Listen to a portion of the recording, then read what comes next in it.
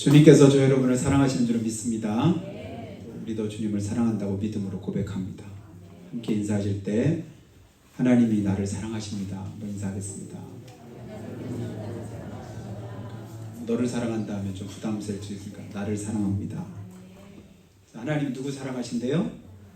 나를 사랑하신 줄 믿습니다. 그걸 믿는 것이 믿음이잖아요.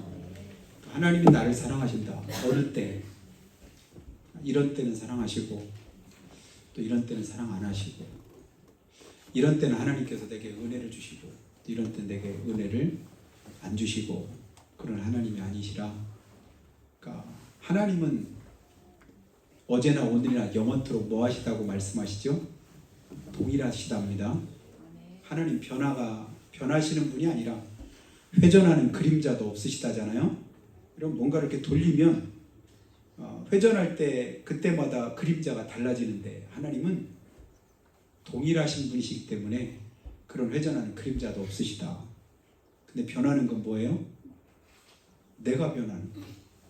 내 믿음의 상태가 변하고 내가 하나님 앞에서 변덕될 때가 많이 있지요.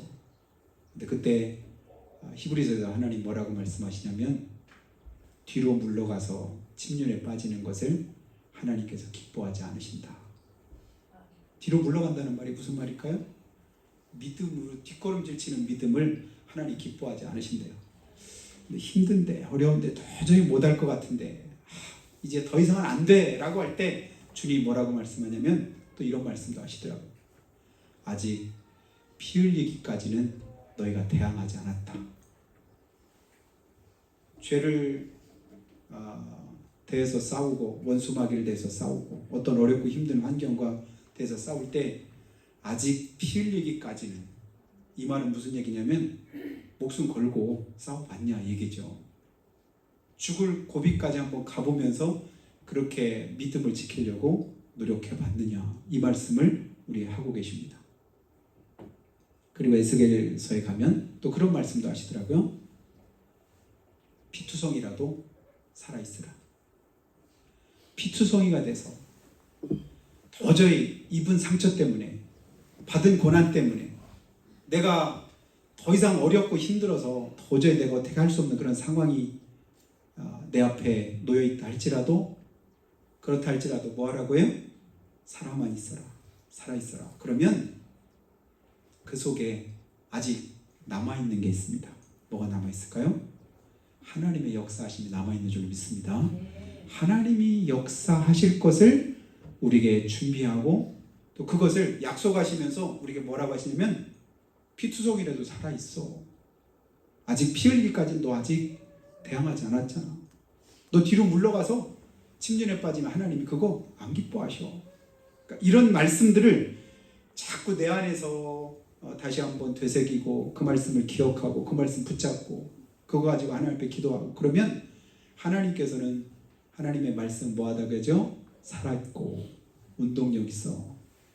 어떤 자연화성도 검보다도 예리해서 우리 혼도 영도 관절도 골수도 찔러 쪼개는 능력으로 우리를 새롭게 회복시킬 것을 믿으시기를 주님으로 축복합니다.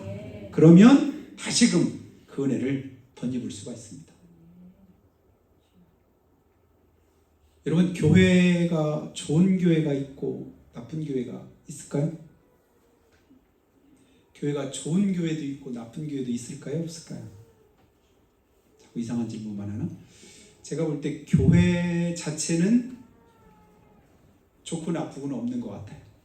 왜냐하면 교회는 주님의 몸이기 때문에. 그렇죠? 주님의 몸된 교회. 교회를 말할 때 뭐라고 해요? 주님의 몸이시다. 주님께서 피로 값주고 사셨다. 그러니까 교회가 잘 짓고 뭐 크고 화려하고 그런 교회는 좋고, 낡고 뭐 작고 그리고 겉모양이 보잘것없는 그런 교회는 나쁘고, 이게 아니라 그 건물 안에 누가 있느냐에 따라서 좋은 교회 또 나쁜 교회가 이게 결정이 되는 줄로 믿습니다. 교회 자체는 좋고 나쁘고 없다. 그런데 그 안에 누가 있느냐, 불현듯 제가 그런 생각이 들어요. 나처럼 신앙생활하는 사람으로만 우리 교회가 채워진다면, 그러면 지금보다 더 좋은 교회가 될까? 아니면 나쁜 교회가 될까? 그리고 나처럼 하나님 앞에 그렇게 신앙생활하는 사람들이 없어지면 그러면 교회가 더 나아질까? 아니면 더 나빠질까? 그런 생각하니까 정신이 제가 번쩍 나는 거예요. 사실 자신은 없는 거예요. 그러니까 나처럼 하나님 앞에서 믿음 가지고 나처럼 하나님 앞에서 헌신하고 충성하고 또 하나님의 뜻대로 신앙생활하고 나처럼 기준을 나한테 두고 보니까 그러면 평균을 내서 이렇게 보면 내가 신앙생활을 제대로 하고 있는지 아니면 그렇지 않은지를 어느 정도 가늠해 볼 수가 있지요. 원업기는 저뿐만 아니라 여러분 모두에게 나처럼 신앙생활하는 사람들이 많아질 때 교회가 더 나아지는 그런 은혜를 주님께서 주시기를 주님의 축복합니다. 이건 무슨 말이에요? 믿음이 더욱더 좋아지라는 얘기죠. 그러니까 우리 마음속에 꿈꾸고 또 그리는 이상적인 교회의 모습이 어떤 교회일까? 이런 교회라면 예전에 이제 제가 신학교 다닐 때 이런 교회라면이나 이제 조그만 이제 책자가 있었는데 그 책자를 이렇게 보니까 이런 교회 여러 가지 이제 쭉 이렇게 해놨는데 그걸 오늘 이제 전수할 때 그걸 이제 설교 시간에 이렇게 했더니 담임 목사님 오늘 이렇게 부르시더니 하하 박전사 그러면서 아직 제가 신학생이고 아직 이제 목회 경험도 없고 어리니까 그 책에 있는 굉장히 이상적으로 근데 이상적으로는 그런데 나중에는 실제로는 참 그것과는 전혀 다른 그런 모습들이 많다. 그래서 웃으시던 그 모습이 그때 제가 이상하네 목사님 왜 웃으시지? 나중에 보니까 그 웃음의 의미가 어느 정도 이해가 되더라고요. 그러니까 내가 그리는 이상적이고 아름다운 그런 교회의 모습 제가 그러면서 이 질문을 가지고 오늘 말씀을 보고 그러면서 오래전에 읽었던 그런 책이 생각이 났습니다. 여러분에게도 한번 소개한 그런 기억이 있는데요. 미국의 버클랜드라고 하는 그곳에 이제 침례교회가 하나 있는데 교회 이름이 버클랜드 침례교회입니다. 그 교회가 1996년에 우리나라에 이제 책으로 한번 소개된 적이 있어요. 그 책 제목이 뭐였냐면 평범한 사람들의 별난 이야기. 여러분, 그러니까 평범한 사람들의 별난 교회 이야기. 들어본 기억이 있잖아요. 일반적으로 평범하다고 생각되는 사람들인데 신앙생활을 어떻게 하는 거예요? 그러니까 일반인들이 볼 때 별난 것처럼 하는 거예요. 왜 별나다고 하느냐? 제가 봤더니 그분 이제 그 교회에서 사용하고 있는 성경 공부 교재가 자체적으로 만든 게 있는데 그 성경 교재 제목을 여러분에게도 몇 번 제가 말씀드렸었습니다. 그 제목이 뭐냐면 예수님 짤이에요. 기억나시죠? 뭐 짤이라고요?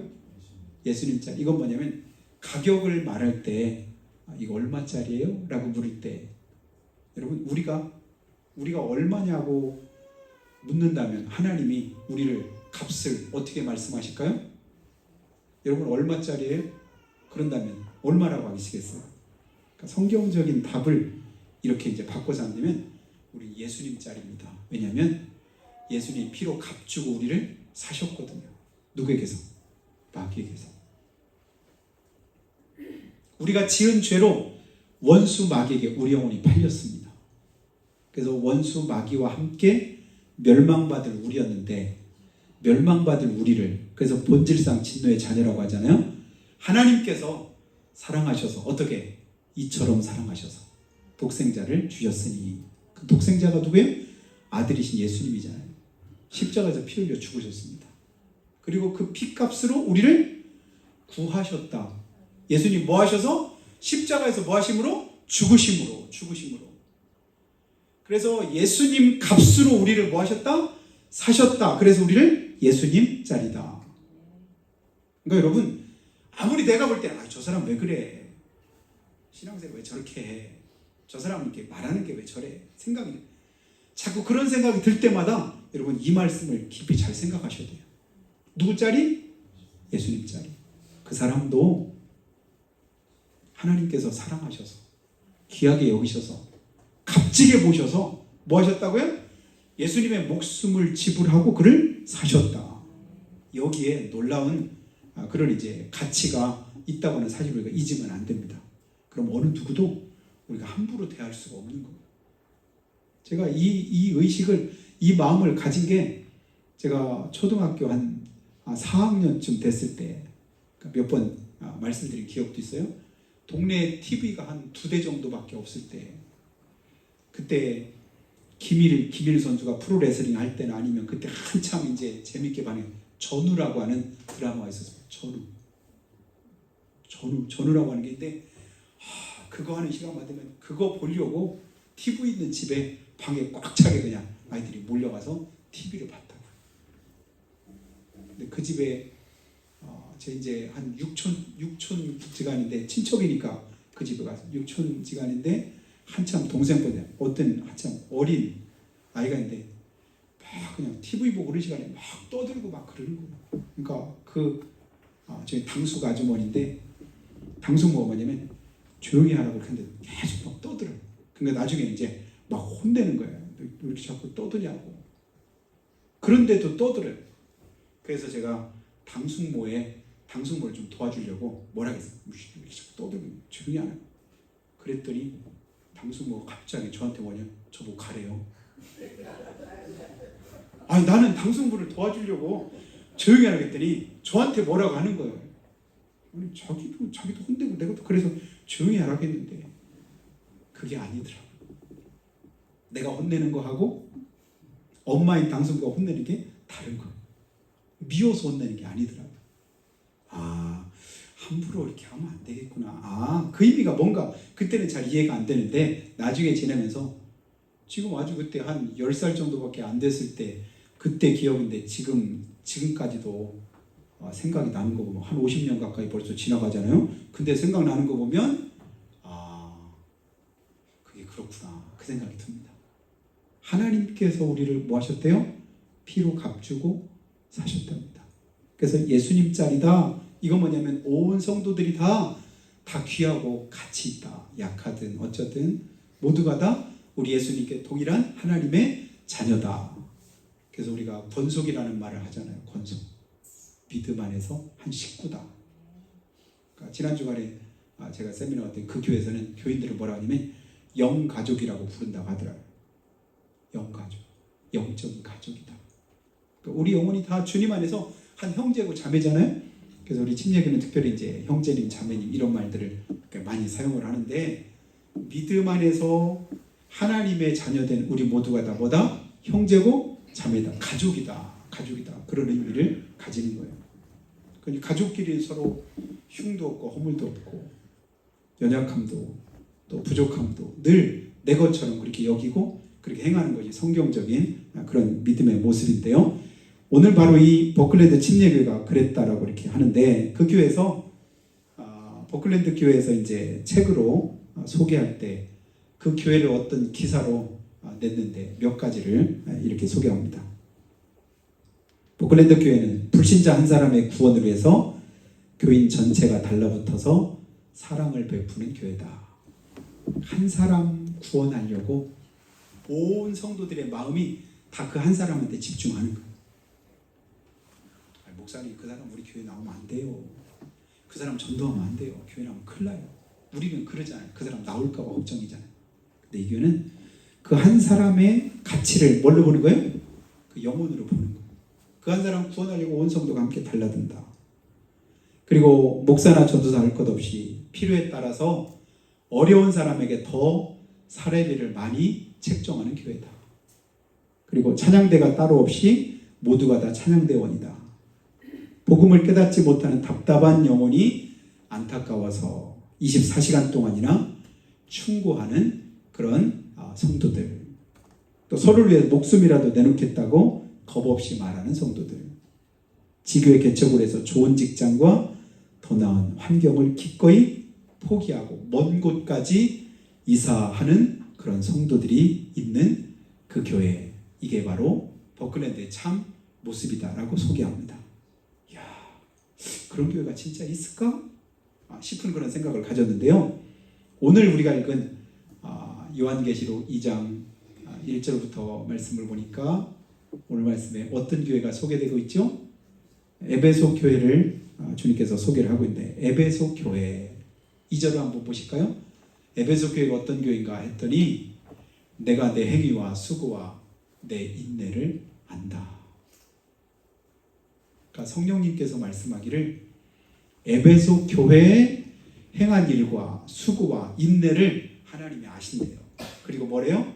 또 악한 자들을 용납하지 아니한 것과 자칭 사도라 하되 아닌 자들을 시험하여 그의 거짓된 것을 네가 드러낸 것과, 영적인 분별력이 있어서 악한 것과 그렇지 않은 것을 드러내고, 그 다음 3절도 한번 볼까요?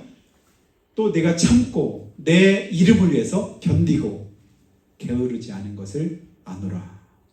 여기까지만 딱 기록했더라면 에베소 교회는 진짜 모범적인, 우리가 꿈꿀 만한 그런 칭찬받는 그런 교회라고 말할 수 있을 것 같습니다. 그런데 3절까지만 기록하지 않으시고 4절과 5절도 함께 기록을 해놓은 게 좀 안타까운 생각이 듭니다. 4절 한번 같이 한번 읽어볼까요? 시작. 그러나 너를 책망할 것이 있나니 너의 처음 사랑을 버렸느니라. 참 잘했어. 참 좋은 모습이야.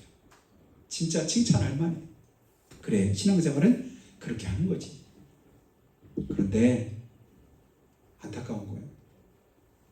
너를 책망할 것인데 너의 처음 사랑을 버렸다. 부자 청년에게 네가 어려서부터 하나님 말씀 알았지 않느냐? 그럼요.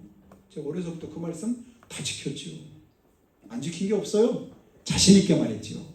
그럼 우리 예수님 뭐라고 말씀하시죠? 그러나 오히려 한 가지 부족한 것이 있다. 오히려 한 가지, 그것 때문에 다 지킨 것이 사실은 소용이 없는 거예요. 책망받을 만한 그 한 가지가 그동안 잘했던 여러 가지를 아무것도 아닌 것처럼 만드는 거예요. 내가 신앙생활 지금까지 힘써서 애써서 수고하고 노력하고 참고 견디고 잘했는데 그 잘한 것을 다 아무것도 아닌 것처럼 만들 그 한 가지를 이 시간 발견할 수 있게 되기를 주님의 축복합니다. 그게 하나님 주신 은혜죠. 다른 거 다 잘했는데 밥도 잘 됐고 그냥 잘 됐고 그냥 수고하고 다 했는데 마지막 거기다 재 뿌리면 어떻게 될까요? 그게 무슨 소용이 있을까요? 그동안 그냥 시간 들이고 공 들여가지고 반찬도 맛있게 잘 만들고 밥도 다 잘 돼가지고 막상 먹으려고 했더니 거기다 재를 뿌려버렸네. 그러면 그 밥 먹겠습니까? 못 먹지요. 그러면서 5절까지 한번 같이 보겠습니다. 그러므로 어디서 떨어졌는지를 생각하고 회개하여 처음 행위를 가져라. 주님이 주시고자 하는 말씀은 사실 이 말씀이죠. 4절의 말씀이 아니라 내가 너를 책망할 것이 있나니, 책망으로 그치는 게 아니죠. 주님이 주시는 말씀은 어디서 떨어졌는지 책망받는 동안에 다시 한번 깨닫고 회개해서 처음 행위를 뭐라는 거예요?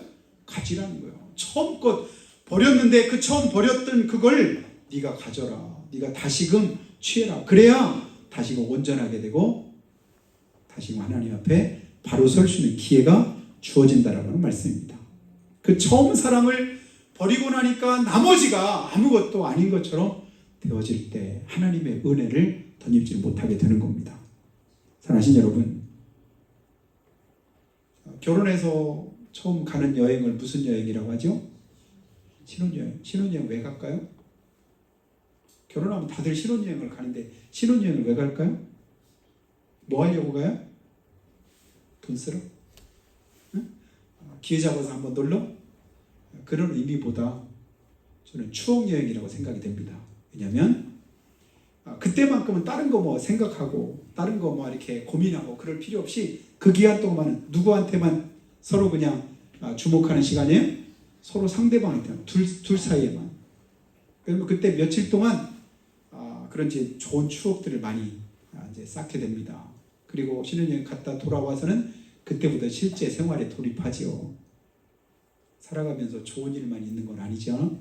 어렵기도 하고 힘들기도 하고 생각지도 못한 고난과 또 어려움의 때도 지나게 됩니다. 저는 그럴 때마다 그때 좋았던 그 추억을 다시 한번 되새기고 생각하면서 그 어려움의 때를 이겨내라고 신혼여행을 가는 거 아닌가. 저 나름대로 그렇게 해석을 합니다.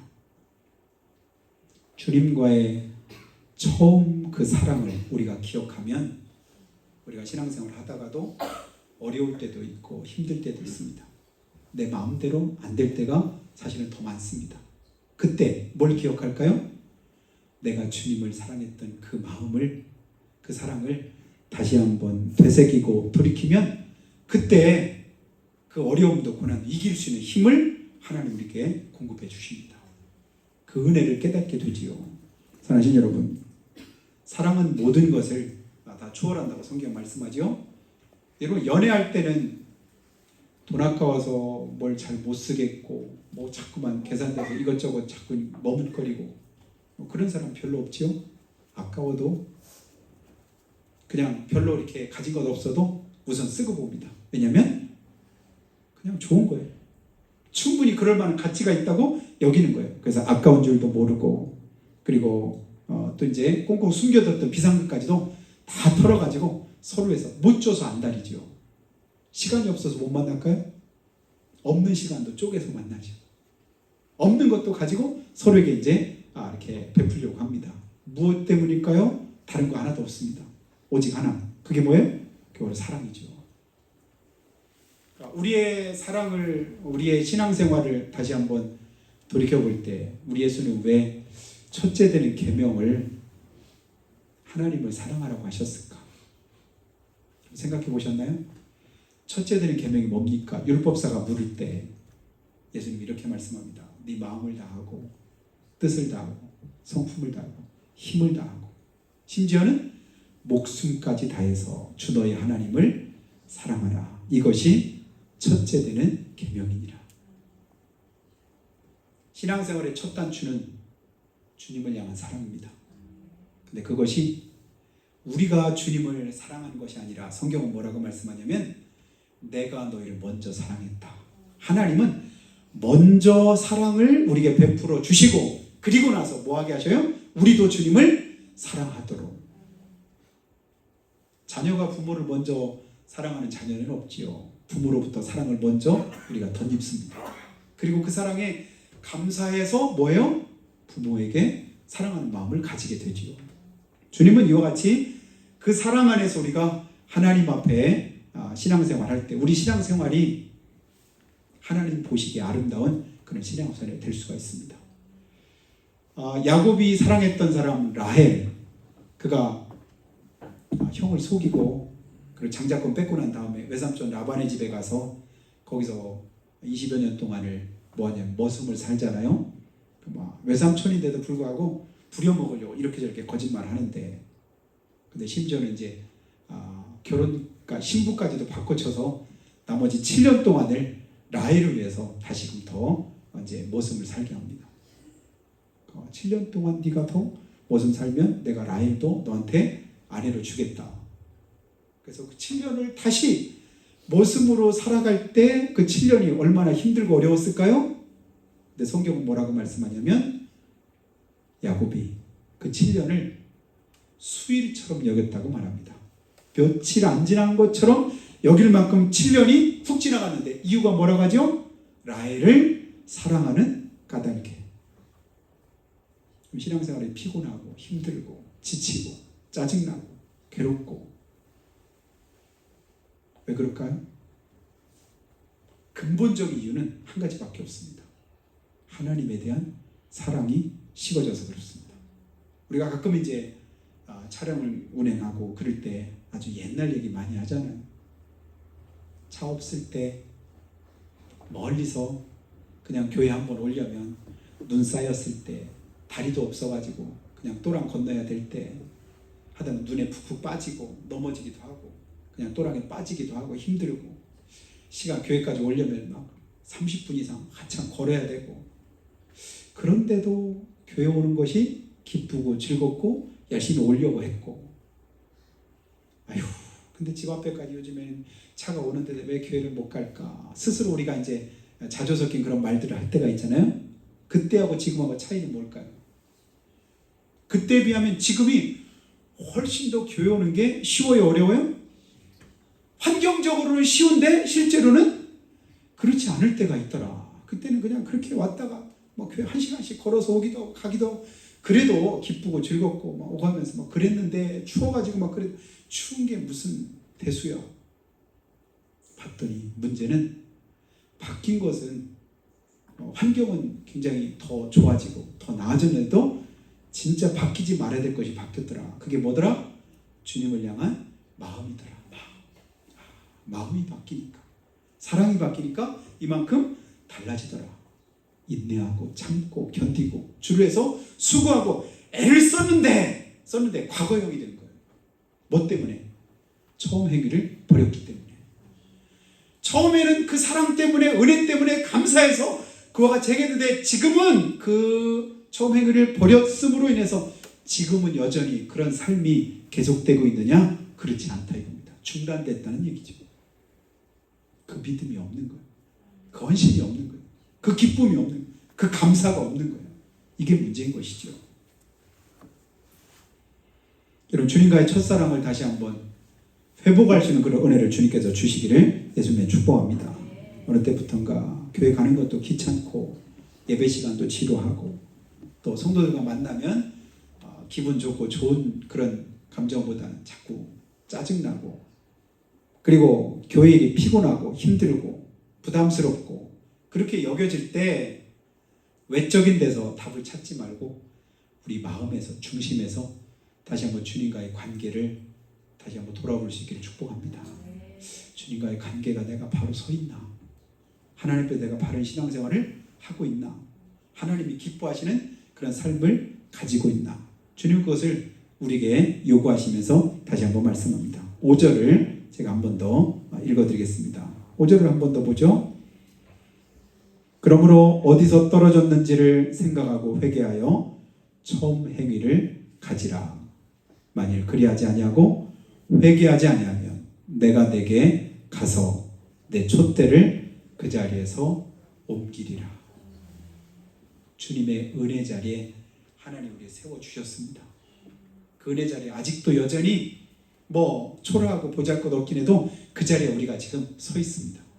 그런데 다시금 뭐하지 않으면, 회개하지 않으면, 돌이키지 않으면 뭐한대요? 그 자리를 뺏길 수도 있다. 주님이 뭐 하실 수도 있다? 옮기실 수도 있다. 이 사실을 우리가 다시 한번 기억하면서 이번 한 주간 동안 우리에게 주어진 그 믿음의 자리, 또 주님을 향한 우리의 그런 뜨거운 마음을 이런 변치 말고 다시금 회복해서 하나님 은혜 가운데 승리하는 그런 한 주간 다 되시기를 예수님의 이름으로 축복합니다. 우리 같이 기도할 때, 하나님, 처음 사랑이 식어지고 어딘가 모르는 곳에서 지금 떨어지고 있는 중은 아닌지 다시 한번 돌이켜보기 원합니다. 아니면 벌써 떨어져 있는 상태인데도 깨닫지 못하는 건 아닌지 다시 한번 살펴보기를 원합니다. 그럴 가능성이 있는 우리의 삶인 것을 다시 한번 기억하고 오늘 말씀을 기억합니다. 어디서 떨어졌는지를 생각하고 회개하여 처음 행위를 가지라.